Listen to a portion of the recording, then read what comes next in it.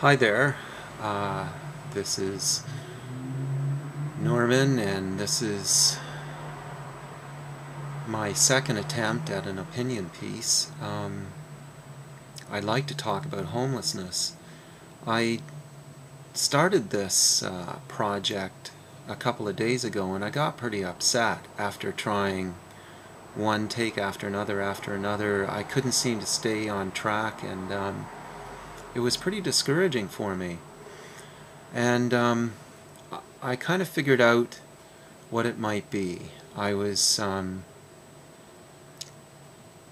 not really sharing experience, strength, and hope from my point of view, which is what my recovery program teaches me. And so I'm going to try a little different tack this time. The idea that I wanted to express about homelessness is just that homelessness doesn't end with being housed for a lot of people. In particular, my brother.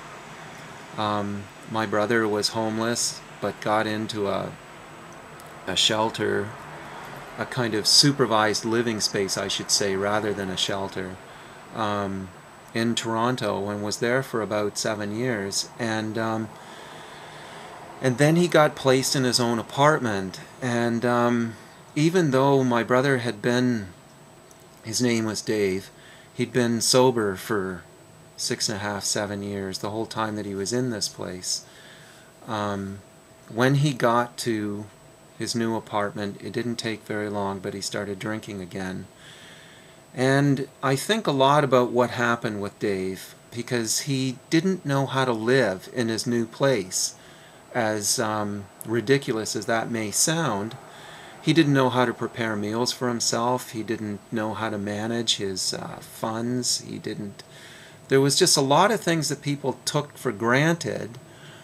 Or maybe Dave, being as persuasive as he was, and he was a very persuasive guy, had convinced them all that he would do fine in his own place. And I know how important it was to him to find his own place eventually. Well, you know, he died there, and the post-mortem report talked about malnutrition and alcoholism and a number of things, and I think he just died there because his body gave up, but also his spirit and his mind just gave up. He didn't know how to fit in. His dream was to have his own place, and it wasn't working out for him. There's a lot of people out there who spend various amounts of time on the street, or going from shelter to shelter, or sleeping on friends' couches and stuff like that. I've been through a couple of periods like that myself, and it's really hard to get that out of your soul, so to speak. You get into a place like, even though I'm in a safe, secure spot or home now, you know, where I've got a subsidy, and I'm downtown in the best city in the world, Vancouver, BC. You know, I'm pretty lucky. But, you know, I didn't know how to work the shower head for years. And I was too ashamed to tell people, you know, what's going on with my shower. It's just dribbling out water, and all I had to do was turn this thing at the top, which I'm sure all of you know about, but I didn't know about it until one day somebody came over to do a set of unrelated repairs, and they just adjusted it. And I didn't know how to work the oven. And I mean, those are things that that pale in comparison to what my brother had to deal with, and a lot of people have to deal with here. And once they get into a place, but you know, there was a documentary a while back where they followed 4 people that were eventually housed, came right off the street and were eventually housed here in Vancouver, and it all failed. It fell apart, and they all ended up back on the street. And people, the response to that was, a lot of people were throwing up their hands and saying, well, what's the point spending all this money, you know, trying to get these people a home, and then they just trash it, or something awful happens and they just leave. Well, it's because, you know, there's a mentality, a kind of way of interacting with the world that you get used to after a while. Here in the downtown east side, you get sucked into this vortex of becoming dependent on this layer of criminal parasites that can hook you up with drugs. If you're a woman, they get you involved in prostitution in some cases. They can get a bike for you that's a stolen bicycle, or any other kind of contraband, and you become dependent on that after a while, and they just suck the life out of you. And some people end up in these welfare hotels, which I don't believe is properly housed. I would call that warehousing. But they end up there, and the landlords don't take care of the place, and it's overrun with insects and rodents, and there's drug deals, and it's just, a lot of people die in those places. They go there to live, and they end up dying there. And I just can't imagine what it's like to spend the last part of your life in a place like that. And but you know, so lots of people wonder, okay, why can't they just straighten themselves out? Why don't they just get off those drugs and get off that booze, and we'll put them in a place, and then once they get a job, they can start paying the rent themselves and all that sort of stuff. Well, it's not that simple. If it was that simple, then all the millions and tens of millions of dollars that they've been spending for years in this neighborhood, it would have worked.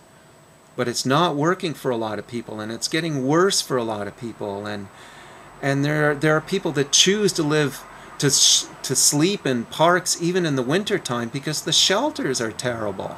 In the shelters, you know, your belongings get stolen from you, and people, you know, some people get abused in shelters when they're just trying to get a good night's sleep, and it's really awful.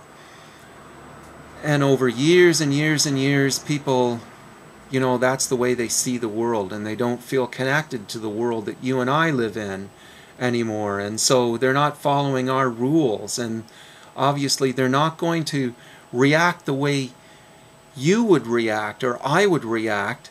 And all we can do is imagine ourselves in those situations. We project ourselves into those situations, but we're also projecting our experience of being adjusted to people, of having healthy, normal relationships with people.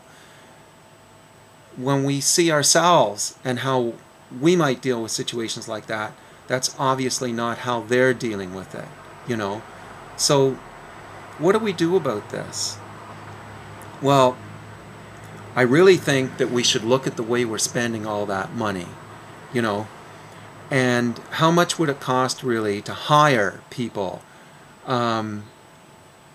It would be great if most of the people we hired had some experience with homelessness themselves, or lots of experience with street engaged people, but just hire people to follow up, like really intensely follow up on somebody when they move them into their brand new apartment. Show them how to work the shower, show them how to work the ovens, show them lots of stuff without implying that we're dumb or we're morons or something like that, because a lot of us are very smart in our own ways.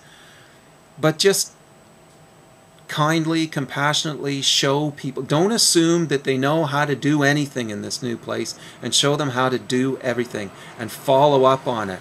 And when people, you know, run into problems, if they get scared or they get lonely because they're not connected with all those other people that they used to be connected with and all that, then